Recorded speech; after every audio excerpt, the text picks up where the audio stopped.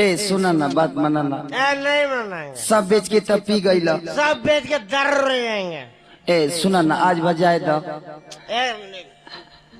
हर सामने से कहाँ हटे हम केकरा लगे जाई। बाकी बाप की यहाँ का करे जाई तारा से हाथ बानू धरावले बड़े।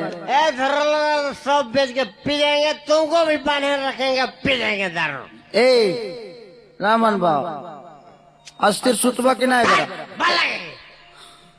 बात माना ना सुत जाना। नहीं मानेंगे तुझे ए छोड़ा ना जायदा आज भाव। ए जायदा ना ए ना मन बाब नहीं मानेंगे। नहीं मन बे ना आए बबुआ पियले खैले बा तू जा सुत।